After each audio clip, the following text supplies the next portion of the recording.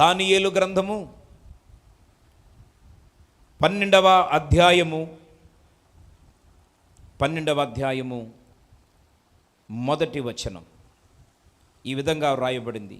ఆ కాలమందు నీ జనుల పక్షమున నిలుచున్నట్టి మహా అధిపతియగు మిఖాయేలు వచ్చును.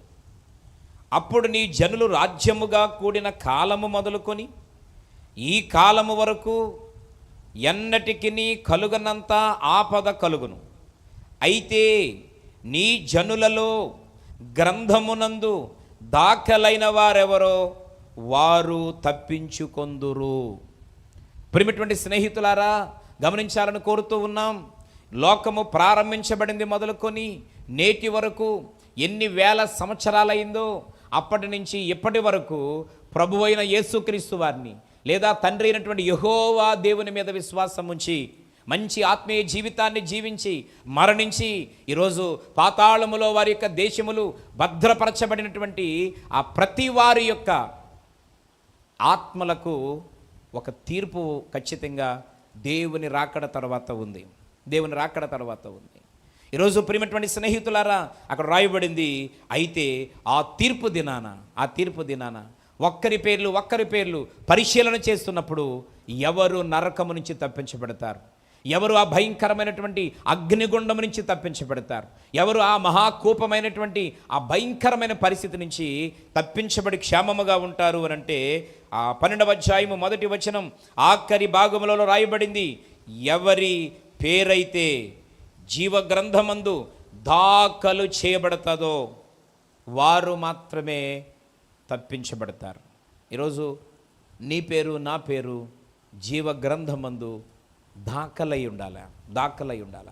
ఒకవేళ దాఖలు చేయబడినటువంటి వారిగా మనం గర్వపడుతున్నట్లయితే, ఒకవేళ ఇప్పుడు మనం చేస్తున్నటువంటి భక్తిహీనత వలన, ఈ మధ్యకాలంలో దేవునికి దూరం అయిపోవడం వలన, పడిపోవడం వలన, ఆత్మీయతకు దూరం అయిపోవడం వలన, లోకం వైపు చూసి లోక సంబంధమైన కార్యక్రమాలలో చేతులు కలుపుతూ ప్రియమైన దేవుని వల్ల చీకటి జీవితాన్ని జీవించుట వలన ఆ దాఖలు చేయబడినటువంటి పేరును ఒకవేళ ఏ కారణం చేతనైనా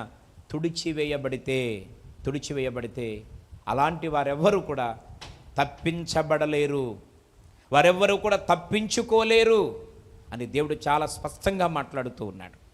ప్రియమైనటువంటి స్నేహితులారా, ఈరోజు చాలామంది జీవితాన్ని త్యాగం చేసుకున్న వారు ఉన్నారు. పిల్లరా, లోకంలో ఇంతకుముందు రకరకాలుగా జీవించిన జీవితం, నచ్చినట్టుగా ఇష్టానుసారంగా నడిచినటువంటి ఆ యొక్క జీవితాన్ని ప్రభు అయిన యేసుక్రీస్తు వారికి అంకితం చేసి వాటన్నిటినీ పెంటగా ఎంచుకొని దేవుని కొరకు రోషము కలిగి ప్రభు కొరకు భారంతో జీవించిన నీ జీవితంలో ఈ మధ్య కాలంలో కారణాలు ఏదైనప్పటికీ ఆటంకాలు ఏమైనప్పటికీ అభ్యంతరాలు ఏమైనప్పటికీ ప్రియమైన మిత్రులారా, దేవునికి దూరం అవ్వడం వలన, దేవుని సన్నిధికి దూరం అవ్వడం వలన, దేవుని మందిరానికి దూరం అవ్వడం వలన, ఆదివారపు ఆరాధనకు దూరం అవ్వడం వలన ఈరోజు మనము భయంకరమైనటువంటి శిక్షను అనుభవించాల్సిన పరిస్థితి ఉంది అని ఈ సందర్భంగా దేవుడు జ్ఞాపకం చేస్తూ ఉన్నాడు. ఆ విధంగా దూరం అయిపోవడం దేనికి సాదృశ్యం అని అంటే భక్తిహీనతకు సాదృశ్యం. ప్రియమైనటువంటి మిత్రులారా, నీతిమంతులైన వారికి, భక్తులైన వారికి దేవుని సన్నిధి సమీపంగా ఉంటుంది. భక్తిహీనులు నిర్మూలన చేయబడతారని దేవుని వాక్యంలో రాయబడింది.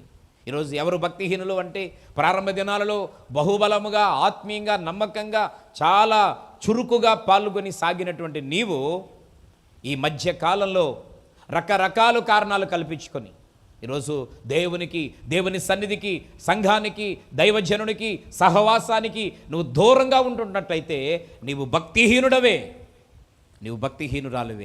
అంటే నీకు తెలియకుండానే మనము భక్తిహీనతలోకి వెళ్ళిపోతున్నాం, మనకు తెలియకుండానే నిస్సహాయ స్థితిలోకి వెళ్ళిపోతున్నాం.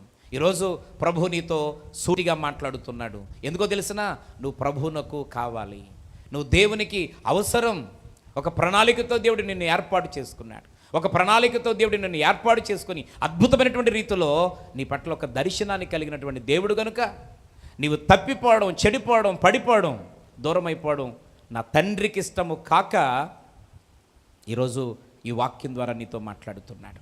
విన్నటువంటి స్నేహితులారా, దాఖలు చేయబడినటువంటి నీ పేరు జీవ గ్రంథములో నుండి తుడుపు పెట్టకుండా మన ఆత్మీయతను, మన భక్తిని కాపాడుకోవలసిన అవసరత ఉందని ఈ సందర్భంగా దేవుడు తెలియజేస్తూ ఉన్నాడు.